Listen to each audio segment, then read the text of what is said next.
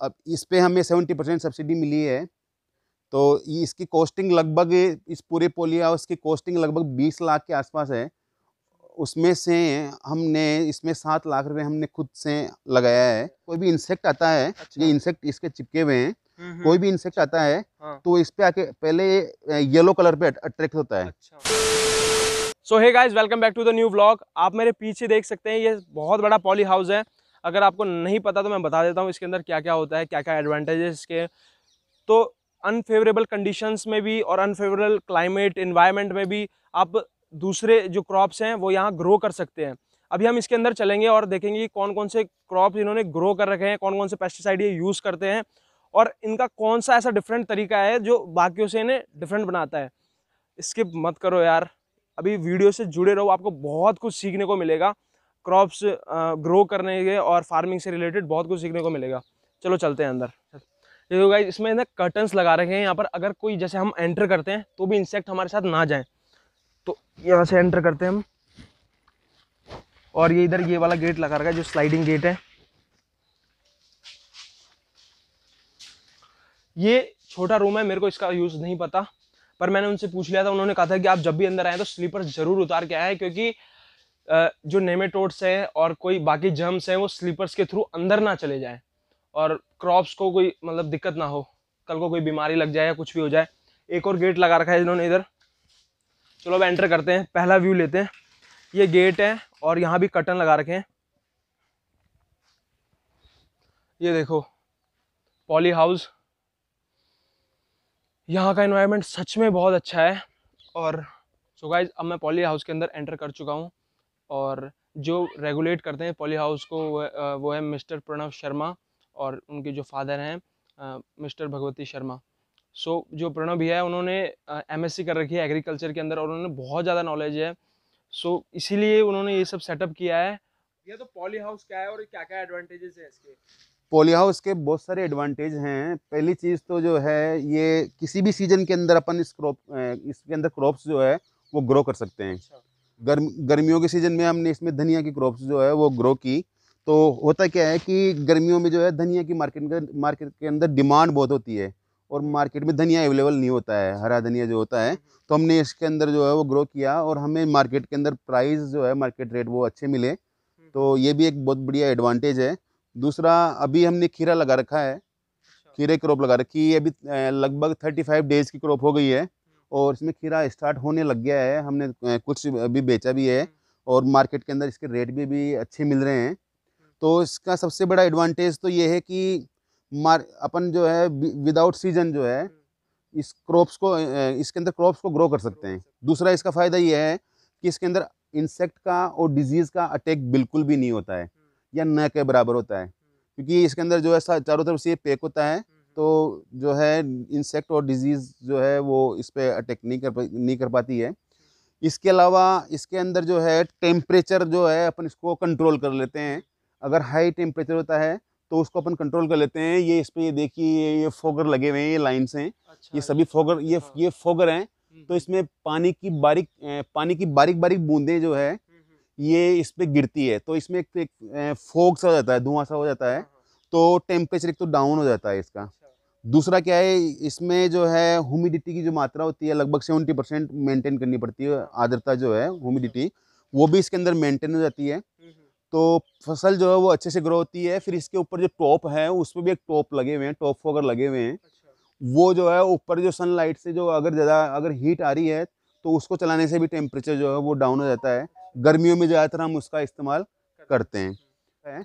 ये खीरा अभी बन रहा है, अच्छा, छोटा खीरा है। है। ये 2 दिन में, 1 या 2 दिन में तैयार होके अपने को जो है मार्केट में बेचने लायक हो जाएगा। अच्छा अच्छा। इसके अलावा अभी मैं आपको बड़े खीरे भी अभी इधर आ रहे हैं क्रॉप्स में। वो इस टाइप का खीरा जो है इसमें ये बनने लगा है अभी, अच्छा। कंप्लीटली नहीं बन रहे हैं अभी, ये बनने लगे हैं।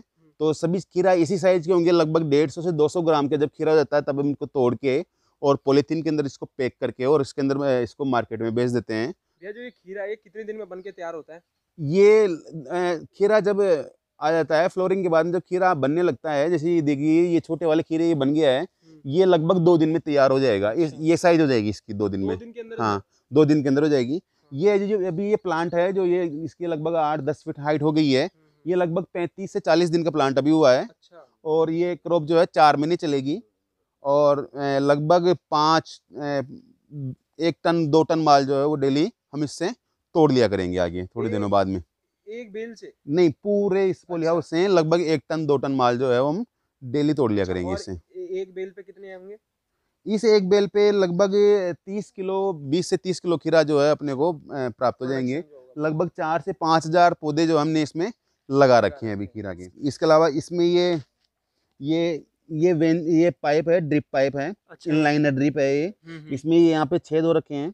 हाँ। यहाँ से जो है बूंद बूंद पानी जो है वो गिरता रहता है। इस सरफेस पे ये पानी जो है लगभग 1 फुट के सरफेस पे जो है पानी ये पूरे में हो जाएगा। 10 से 15 मिनट हम इसको चलाते हैं और प्लांट्स जो है इसको अच्छे से अपटेक कर लेते हैं। तो ये सबसे अच्छा मेथड है पानी देने का, क्योंकि प्लांट्स जो है इसको अच्छे से अपटेक कर लेते हैं। और कभी कभार ऐसा होता है कि सेलाइन वाटर होता है जिनका पीएच या ईसी अगर ज़्यादा होता है, तो प्लांट्स के अगर वो डायरेक्ट कांटेक्ट में आते हैं तो प्लांट्स जो है ग्रो नहीं कर पाते हैं। तो अगर आप ड्रिप से उसको दोगे तो वो बहुत इसके लिए इजी हो जाता है। ड्रिप का एक फ़ायदा और है कि इसमें जो है ड्रिप पाइप से जो है सीधे अपन खाद अपने को देना होता है। जितने भी सोल्यूबल फर्टिलाइजर्स हैं या कुछ दवाइयाँ अपने को देनी होती है जो सोइल के अंदर देनी होती है, तो वहाँ वेंचुरिन में हम उसको डाल देते हैं एक सॉल्यूशन बना के। तो वो जो है सीधा जो है प्लांट्स के पास में आ जाता है और प्लांट्स को अवेलेबल हो जाता है। इसी से ड्रिप से जितना हम पानी और खाद देते हैं उतना ही जो प्लांट्स ग्रो करता है और फ्रूटिंग भी जो है वो अच्छे से हो रही है। देखिए एक और प्लांट है, इसके अंदर भी अच्छी फ्रूटिंग होने लगी है। ये कुछ डिजीज़ आई हुई थी, उसका हमने आज स्प्रे करवा दिया है, तो ये कल तक या 1 वीक में जो है ये अच्छे से कवर हो जाएगी। इसके अलावा हमने ये फेरोमेन कार्ड्स लगा रखे हैं, स्टिक कार्ड्स इनको बोलते हैं।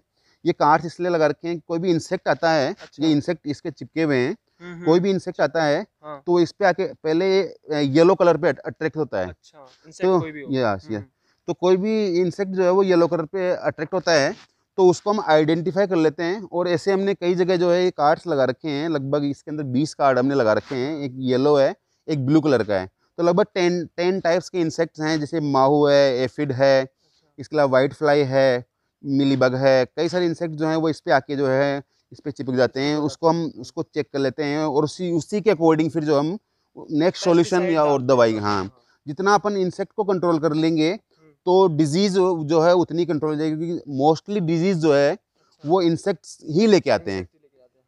वायरस है कई सारे जो इंसेक्ट से ही वो फैलते हैं। तो अगर इंसेक्ट को अपन ने कंट्रोल कर लिया तो ये क्रॉप्स जो है अच्छे से ग्रो होती है और डिजीज जो है वो नहीं आती है। क्योंकि ये देखिए कई सारे इंसेक्ट जो हैं इस पे आके चिपके हुए हैं और इतना पैक होने के बाद में भी कई सारे इंसेक्ट अपनी बॉडी से या कहीं से घुसने की कोशिश करते हैं। तो फिर उसके अकॉर्डिंग जो हम इस पे दवाइयों का स्प्रे करवाते हैं। ये हमारे पास में कुछ इक्विपमेंट्स हैं तो उनको हम काम में लेते रहते हैं। ये है हैंड वीडर। तो जैसे ये इस तरीके की वीड जो है ये उगे होते हैं, तो इससे जो है अपन इसको इजीली जो है यहाँ से उखाड़ देते हैं। ऐसे करके इजीली जो है यहाँ से उखाड़ देते हैं। ये हैंड वीडर है, इसमें अपनी ये ब्लेड लगा रखी है। अगर हम चाहें तो इस टाइप हल टाइप से भी जो है इसके अंदर ही इसको अपन चेंज कर सकते हैं। इसको चेंज करके इसका भी अपन साथ में यूज़ कर सकते हैं। ठीक है। इसके अलावा हमारे पास में कुछ हमने देसी जो है ऑर्गेनिक टाइप से कुछ खाद बना रखा है। ये जो है ढेंचा है। अच्छा। तो इसको जो है हम इसमें सड़ा रखे हैं और सड़ाने के बाद में इसमें से जो है पानी इसमें ऐड करके इस बड़े टैंक में ले जाके पानी ऐड करके और उसमें से इसको छान कर और उसको भी जो है हम इसके अंदर देते हैं। इसके अलावा हमारे पास ऑर्गेनिक के अंदर जीवामृत हमने बना रखा है। इसके अलावा वेस्ट डिकम्पोजर और गौमूत्र है, नीम ऑयल है, वो भी हम ऑर्गेनिक भी जो है काम में लेते हैं। ज़्यादातर हम इसके अंदर ऑर्गेनिक चीज़ें जो है वो ज़्यादातर काम में लेते हैं, क्योंकि जितना भी ज़्यादा पेस्टिसाइड यूज़ करेंगे वो हार्मफुल होता है लोगों के लिए और वो एकदम टोटली जहर होता है। तो प्लांट्स के लिए तो नहीं होता, प्लांट्स के लिए तो वो नहीं है, लेकिन जितने से ये फ्रूट्स आ रहे हैं तो जितना ज़्यादा हम फर्टिलाइज़र और पेस्टिसाइड का यूज़ करेंगे तो वो जितना भी प्लांट्स वो लेगा वो सब वो फ्रूट के अंदर आ जाएगा। और उसके बाद में जब अपन उसको खाएंगे या जो मार्केट में हम ले जाएंगे, मार्केट में जितने भी बायर्स हैं या जो जितने भी कस्टमर हैं वो इसको खाएंगे तो वो खाने में तो टेस्टी लगता है, खाने में टेस्टी लगेगा, दिखने में टेस्टी लगेगा, बट वो अपनी बॉडी के लिए बहुत हार्मफुल होता है, वो जहर है, तो सीधा वो अटैक करता है। और आजकल जैसे कि कैंसर जैसी बीमारी अपने को देखने को मिल रही है, कई सारी जो है डिजीज ह्यूमंस के अंदर जो हो रही है, उसका रीज़न भी ये भी एक रीज़न है। इसलिए हम कोशिश करते हैं ज़्यादा से ज़्यादा जो है वो ऑर्गेनिक पे फोकस करते हैं, ज़्यादा से ज़्यादा ऑर्गेनिक पेस्टिसाइड सीड्स, ये पेस्टिसाइड्स बनाएं या ऑर्गेनिक खाद बनाएं, जैविक खाद बनाएं, वर्मी कंपोस्ट बनाएं, उस पर हम ज़्यादा अभी फोकस कर रहे हैं। ये मैनुअल सीड ड्रिल है। इसका हम यूज जब हम इसके अंदर पॉली हाउस के अंदर जब सीड को प्लांट करते हैं, सीड को जब लगाते हैं, तब इसका काम में लेते हैं। इसके अंदर यहाँ सीड, एक आदमी इसके अंदर सीड डालेगा, तो इसके अंदर सीड डालते ही यहाँ से इसको दबाएंगे, जैसे ही यहाँ से इसका जो है मुंह ये खुल जाता है। तो जैसे इसके अंदर ऐसे डाला और यहाँ खोला, तो ये सीड ऐसे, अब इधर दिखाते हैं, ये थोड़ा टाइट है, इधर दिखाते हैं, ये यहाँ डाला सीड, यहाँ इसको दबाया और सीड ऐसे खुल जाएगा और मिट्टी के अंदर ईजिली दब जाता है। तो ये हम जो है मैनुअली यूज़ करने के लिए ये सीड ड्रिल है। इसका भी हम जो है प्लांट्स जब हम लगाते हैं, सीड जब हम इसके अंदर सोविंग करते हैं, सीड सोविंग करते हैं, उस समय इसका इस्तेमाल करते हैं, यूज़ करते हैं। अब इस पे हमें 70% सब्सिडी मिली है। तो इसकी कॉस्टिंग लगभग, इस पूरे पॉली हाउस की कॉस्टिंग लगभग 20 लाख के आसपास है। उसमें से हमने इसमें 7 लाख रुपए हमने खुद से लगाया है। मैं अभी मास्टर कर रखा हूँ एग्रीकल्चर से ही, और मेरा खुद का इंस्टीट्यूट भी है, मैं पढ़ाता भी हूँ। साथ में जितना मेरा टाइम मिलता है मैं पिताजी के साथ में यहाँ जो है लगाता हूँ साथ। ये बाहर का सीन है। ये अभी क्या है कि ये पर्दे हमने जो है ऊपर कर रखे हैं, ये प्लास्टिक सीट है, तो इससे जो है इसको अगर अपन डाउन कर देते हैं तो हवा अंदर नहीं जाती है। दूसरा क्या है कि ये एक बिल्कुल बारीक इस पे जो है वो सीट लगा रखी है, तो इसमें से क्या है कोई भी इंसेक्ट जो है वो अंदर नहीं जाता है और हवा जो है इजीली जो है अंदर पॉली हाउस के अंदर चली जाती है। ये चारों तरफ, चारों कोने में चारों तरफ के पर्दे होते हैं। ये यहाँ पे वेंचुरिन लगा हुआ है। वेंचुरिन का काम है यहीं से जो अपन फर्टिलाइजर को सोल्यूशन बना के, या पेस्टिसाइड या इंसेक्टिसाइड जो भी है उनका सोल्यूशन बना के यहीं से जो है सीधा अंदर पॉली हाउस के अंदर जो है पानी और हाँ ड्रिप, वो यहीं से जो है जाता है। इसके अलावा है हम जो हैं सिटी के अंदर जो है छत के अंदर रूफटॉप फार्मिंग जो है 100% ऑर्गेनिक जो है वो करते हैं। जयपुर में हमारे कई सारे जो है हमने प्रोजेक्ट लगा रखे हैं। छत पे या रूफ पे जो है बेड बना के 5x10 का बेड बना के या 4x10 का बेड बना के, और उसके अंदर जो है क्रॉप्स को ग्रो करते हैं, वेजिटेबल क्रॉप्स को ग्रो करते हैं। क्योंकि मार्केट के अंदर देखते हैं, मैंने पहले बताया था कि पॉइजन बहुत ज़्यादा यूज़ हो रहा है, पेस्टिसाइड फर्टिलाइजर बहुत ज़्यादा यूज़ हो रहा है, तो वो बहुत हार्मफुल है और लोग चाहते हैं कि हमें ऑर्गेनिक मिले। इसलिए हम खुद ही जो हैं वो लोगों के लिए जो है उन्हीं की छत पे जो है उनकी रूफ पे जो है ऑर्गेनिक 100% ऑर्गेनिक जो है वो फार्मिंग प्रोजेक्ट लगाते हैं, ताकि वो अपने घर के लिए 4 से 6 लोगों के लिए, घर के लिए पूरे साल के लिए आसानी से जो है सब्जी अवेलेबल हो जाए। अगर आपको पॉली हाउस के बारे में, किचन गार्डनिंग के बारे में, वेजिटेबल्स ग्रोविंग के बारे में या ऑर्गेनिक फार्मिंग के बारे में अधिक से अधिक अगर जानकारी चाहिए तो मेरे व्हाट्सएप नंबर जो हैं वो डिस्क्रिप्शन में दिए हुए हैं। तो अगर आपको इसके बारे में कोई भी जानकारी चाहिए तो सागर वाईटी करके आप मुझे मैसेज करिए, मुझे व्हाट्सएप करिए सागर वाईटी करके, तो मैं आपको जो है फ्री क्वेरी जितनी भी होगी फ्री ऑफ कॉस्ट मैं आपको जो है वो अवेलेबल करवाऊँगा। तो अधिक से अधिक आपको जानकारी चाहिए तो फ्री में मैं आपको अवेलेबल कराऊँगा। आप सागर वाईटी करके मुझे व्हाट्सएप पे मैसेज करिए। Thank you. सो गाइस, आज का ब्लॉग यहीं एंड करते हैं। और आपने पूरी वीडियो में देखा कि कैसे हमने पॉली हाउस को एक्सप्लोर किया। प्रणव भैया को बहुत ज़्यादा नॉलेज है इन बारे में, क्योंकि उन्होंने MSc कर रखी है एग्रीकल्चर के अंदर। आपको कुछ भी क्वेरीज हो about farming, crops, rooftop farming, poly house, जो उनका कॉन्टैक्ट नंबर है, व्हाट्सअप कॉन्टैक्ट नंबर मैंने डिस्क्रिप्शन में मैंने दे चुका हूँ, आप उनको व्हाट्सअप कर सकते हैं। और अगर आप मेरे थ्रू हैं तो उनको मैसेज करना है सागर वाईटी, ठीक है। वो आपको फ्री ऑफ कॉस्ट सब कुछ प्रोवाइड करेंगे, वो आपको फ्री ऑफ कॉस्ट। सो मिलते हैं फिर आपको नेक्स्ट व्लॉग में। यहाँ का एनवायरनमेंट बहुत अच्छा है यार। चलो चलते हैं, बाय।